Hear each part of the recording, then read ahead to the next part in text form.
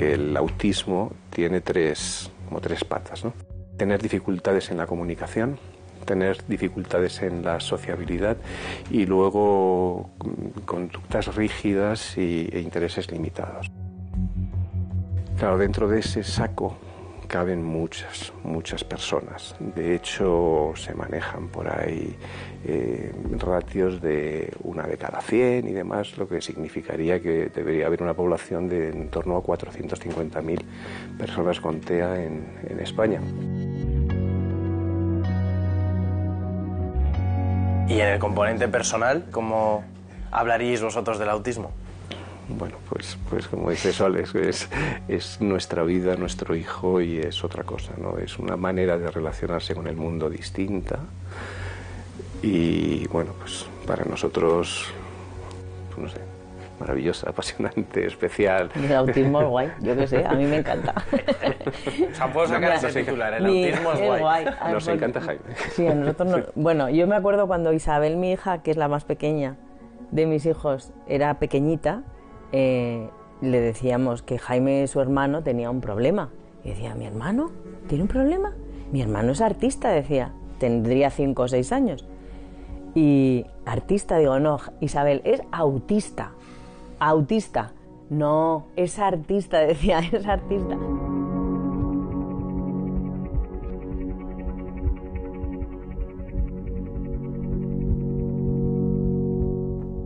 Bueno, Jaime es vuestro hijo, tiene 23 años, es un chico fantástico por lo que he podido leer de él y hace unas cosas que son increíbles.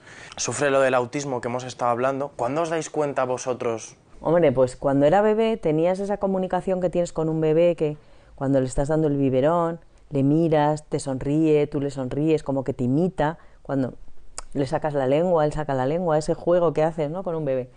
Y eso, pues era normal. Y luego fue, pues no sé, el primero de mis hijos que se puso de pie, que anduvo, que era psicomotricidad perfecta. Pero luego, cuando cumplió 12 meses, más o menos, pues empezó a hacer cosas raras, que no sabía explicar. Yo no sabía explicar qué le pasaba, ni qué cosas raras tenía. Y ahora, con los años, me doy cuenta que había perdido la comunicación esa que tenía con un bebé. Era como... Yo me acuerdo que decía a mi hermana que trabajaba conmigo, Amalia, esta tarde no voy a venir a trabajar porque voy a estar toda la tarde con Jaime, porque es que no sé qué le pasa. Y entonces me estaba toda la tarde jugando con él y es que no conectaba con él ni un solo instante. Yo decía, he echado toda la tarde con él y no he estado con él ni un solo minuto. ¿Pero porque veías que no te hacía caso? No, es que era una sensación muy desagradable de no conexión. O sea, que a lo mejor yo le cogía la mano y jugábamos... Y hacíamos cosas, interactuábamos físicamente, pero nada más que física, o sea, no ni con la mirada, ni con la intención, no sé cómo explicarlo. Sí, sí, sí. Era un desasosiego que yo tenía súper grande. ¿Y entonces vais a un médico o...? Bueno, ya fue pues, cuando tenía como 2 años aproximadamente. 18 meses. 18 meses fue en Sí. diciembre ya. Y tardamos mucho en tener diagnóstico. Eso, gracias a Dios, ha cambiado. ¿Has pintado, Jaime? Jaime, mírame. ¿Qué has hecho? ¿Cómo estás? Todo pintado, las piernas, las manos. Ala, vete con papá que te la... ¿Cómo fue la infancia de Jaime y cómo la vivís vosotros como padres? Fue duro, porque Jaime, por ejemplo, tenía una hiperactividad bestial y no se podía dormir por las noches. Yo recuerdo de hacerle masajes, aprender a hacer masajes relajantes en el pie, luego que no se dejaba tocar. Bueno, había noches que me tenía que tumbar encima de él, sujetarlo. Y entonces cuando ya conseguía inmovilizarlo... Porque temblaba. Porque no paraba de moverse. Y entonces no podía dormirse. Entonces cuando ya le inmovilizaba hacía pum, y se quedaba frito. O sea, que es que el pobre no podía parar. Era horrible. No tienen recursos para cosas de este tipo tan simples, ¿no? Y poco a poco vas aprendiendo cómo adquirir esos recursos. Al principio era, pues eso, pues no saber.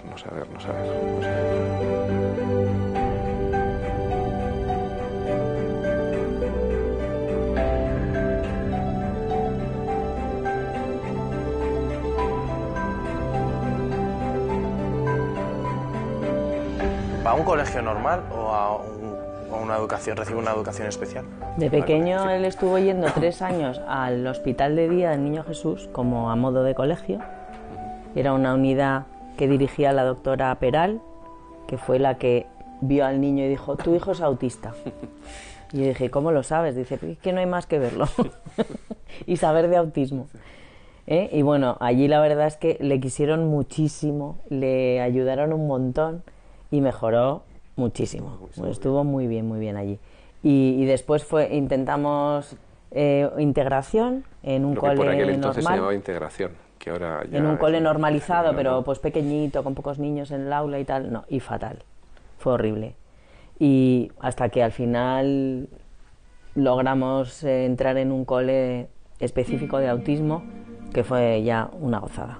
Fatal, horrible, Fatal, cole normal, horrible. ¿por qué? Horrible. Bueno, porque realmente estos muchachos, incluso teniendo capacidades en muchos casos, tienen un problema de sociabilidad importante. Entonces, si tú no le prestas los apoyos adecuados, van a estar mal. Es decir, ahora cuando se habla de inclusividad, siempre hablamos de inclusividad, pero con los apoyos. Ellos necesitan algo especial, una manera de entender las cosas, alguien que se lo explique. En aquel entonces no existía eso, no éramos conscientes, ¿no? Vas a un colegio y, bueno, pues entras en un grupo, entonces él no estaba bien allí.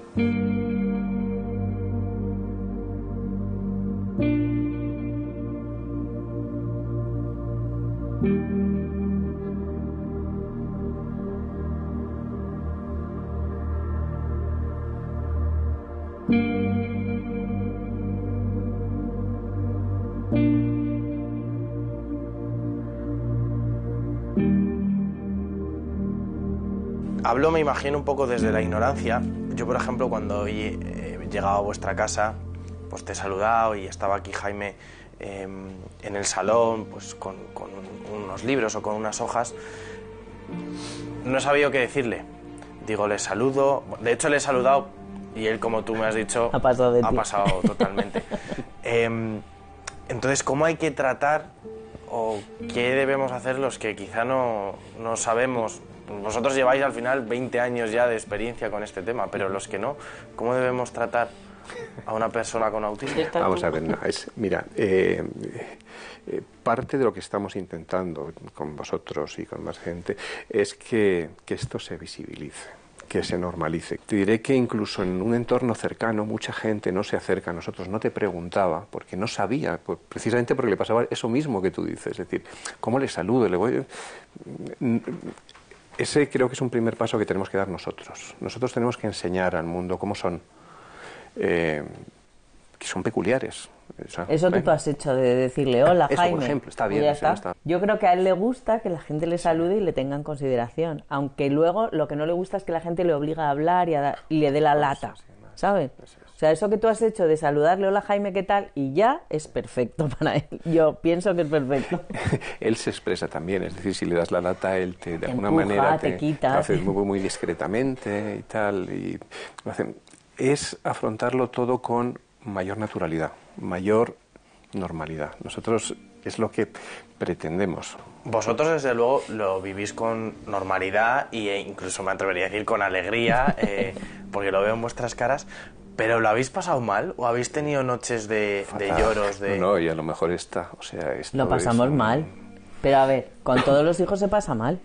Hombre, Jaime, pues te da muchas preocupaciones. Ahora mismo estamos en un momento muy dulce, pero Jaime además tiene una epilepsia bestial que no se logra controlar con medicación y entonces tiene muchísimos ataques epilépticos. Eso es una cosa que nos hace sufrir porque tiene siempre el peligro de darse un golpe o de que le dé una crisis en cualquier sitio. Eso es un agobio que tiene siempre. Como yo creo que como cualquier madre que tiene un niño adolescente, de esos que sabes que le pasa algo, que ves que el niño no es feliz o que tiene un sufrimiento, que una novia no le quiere o los amigos se meten con él o lo que sea, pues igual Jaime, que no es capaz de decirte lo que siente, pues es muy desasosegante eso. Hay cosas que tú no puedes evitar. Tú no puedes evitar que tu hijo tenga autismo, no puedes evitar que dentro de una adolescencia tu hijo haga ciertas cosas, no lo puedes evitar. Lo que sí que puedes optar es la forma en la que te enfrentas a ello. No te estoy diciendo que seas feliz todo el rato, ni de aquí no pasa nada, no. Te estoy diciendo que esa sí que es tu responsabilidad y tu manera de afrontar es como cuando ahí eres tú el que la decides, ¿no? Y a partir de ese momento, a veces no es tanto el equilibrio que personalmente pueda tener cada uno, sino quizás el grupo, el entorno. Es decir, los días que ella puede estar abajo, pues los demás intentamos estar arriba. Y el equilibrio es más de grupo que de uno solo, que de personal.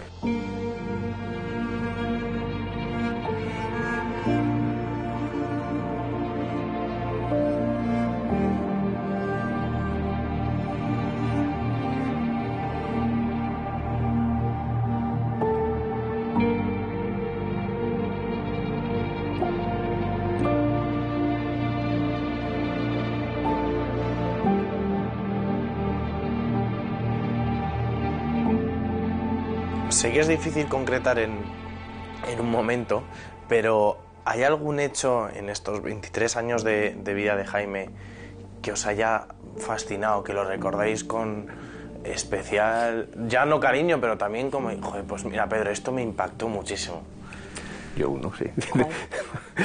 Cuando empezó a andar. La primera vez estábamos de paseo.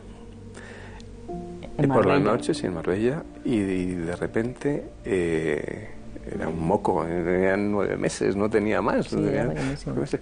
Y de repente yo estaba como a 3 metros de él, viéndole, y no sé, y yo iba así, como con las manos. Así, de repente y de le repente solté. Se soltó y empezó a andar.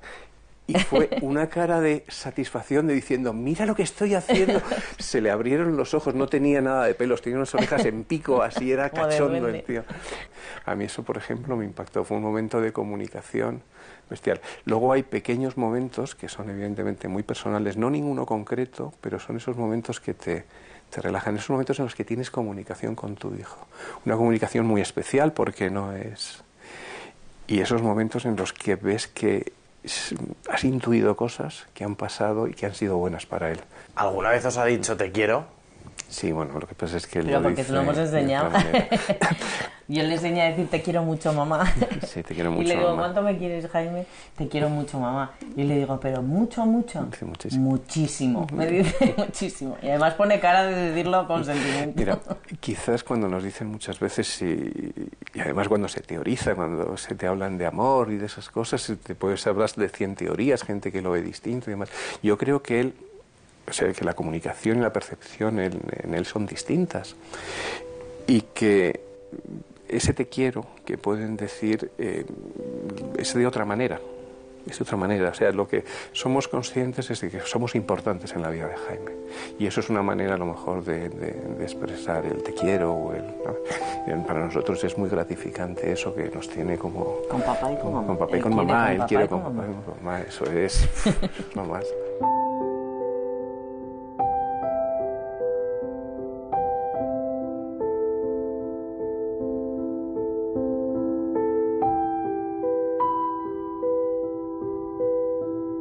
Decía al principio de la entrevista que Jaime, además de ser autista, es artista porque, bueno, él se desahoga o se divierte también. Se divierte. A través del dibujo, dibuja muchísimo. Entonces, ¿qué es lo que está haciendo ahora Jaime?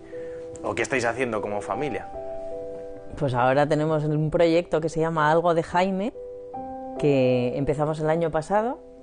Con los dibujos que Jaime hacía pensamos hacer cosas que se pudieran comercializar, porque siempre nos preocupa ahora en su vida adulta pues cómo va a afrontar el futuro económicamente hablando, porque Jaime es una persona cara de mantener y no trabaja. Entonces dijimos, bueno, pues hay que hacer algo, y entonces empezamos a hacer esto, y el año pasado hicimos unas camisetas, empezamos a venderlas pues en círculo pequeño, pues entre nuestros amigos, algún pop-up pequeñito y tal, y tuvieron un éxito bestial. Como tenían tanto éxito, pues hicimos una tienda online que se inauguró el 1 de septiembre y hemos estado vendiendo todo el invierno, pues continuamente, pues todas las semanas hemos hecho varios paquetes.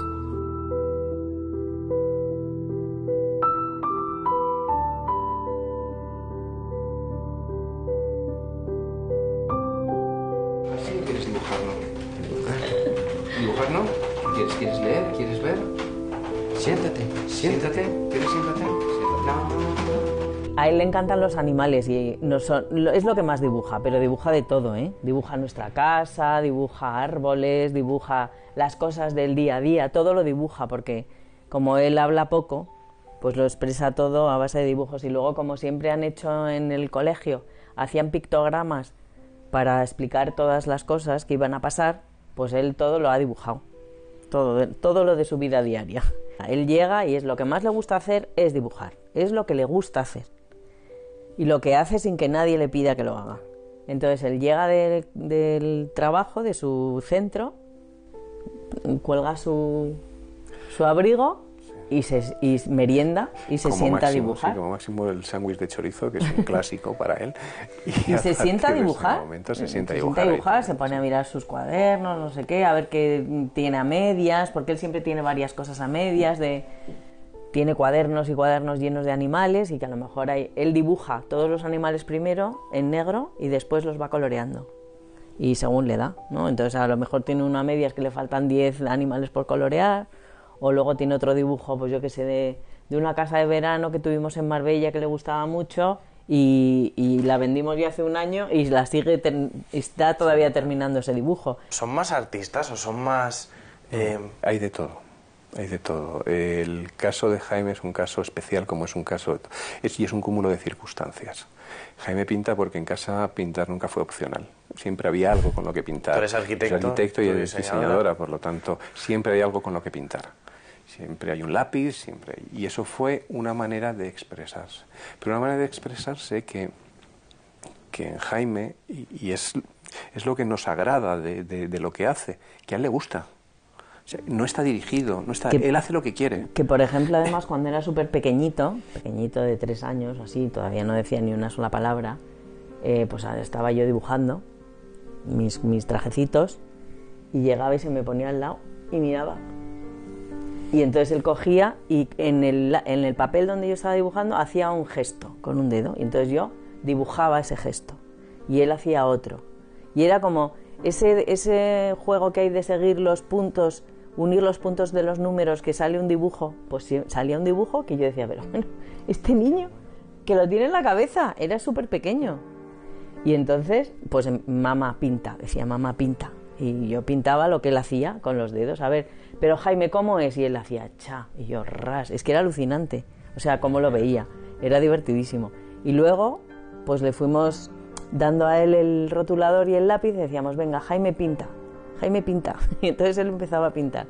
Y bueno, él sabía cómo era, pero no tenía la coordinación tan buena, ¿no? Y poco a poco, a base de enfadarse mucho, romper muchos papeles, cabrearse como una bestia porque no le salía lo que quería, al final fue logrando tener esa motricidad que él necesitaba para poder hacer eso que tenía en la cabeza. ¿Quién es ese?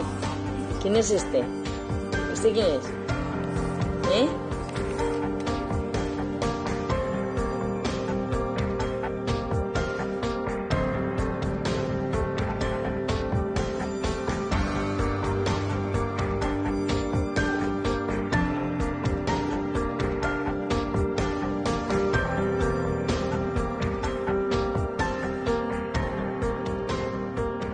Y con este proyecto que está saliendo ahora de, bueno, pues todos sus dibujos, ponerlos en una camiseta, venderlos y demás, ¿creéis que se va a poder ganar la vida?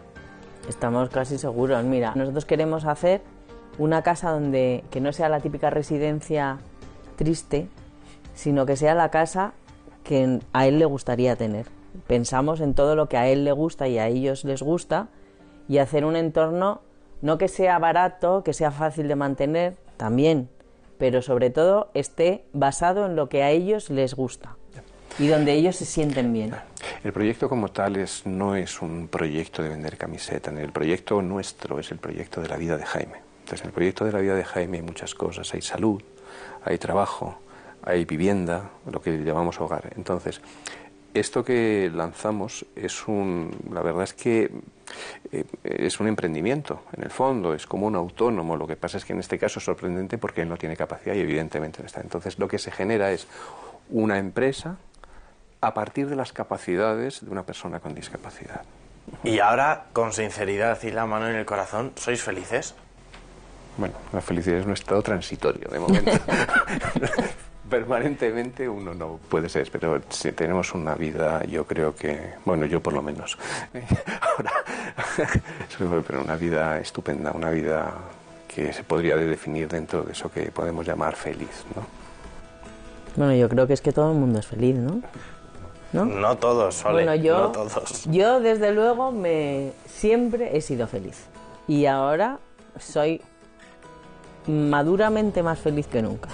O sea, quiero decir, sé más lo que es la felicidad, la auténtica felicidad, es la paz interior, la tranquilidad, la aceptación, y más que la aceptación, sino el amor a lo que te viene. Uy, y hasta me emociono y todo. Porque es que es así, o sea, yo con Jaime, Jaime me ha ayudado a hacer esto en mi vida, este ejercicio de eso que te decía, yo quiero a mi hijo como es, pero las circunstancias que me llegan en la vida, cualquier cosa, y eso Jaime me ha enseñado a hacerlo, las quiero como son.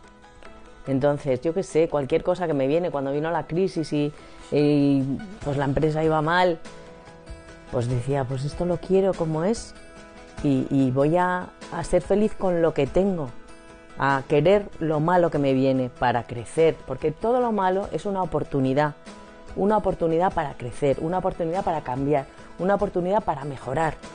Y tu debilidad, al final, es tu fortaleza. O sea, donde tú sufres, te haces fuerte.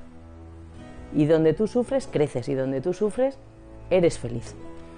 Aunque suene una cosa absurda, pero es así. O sea, yo así lo he vivido.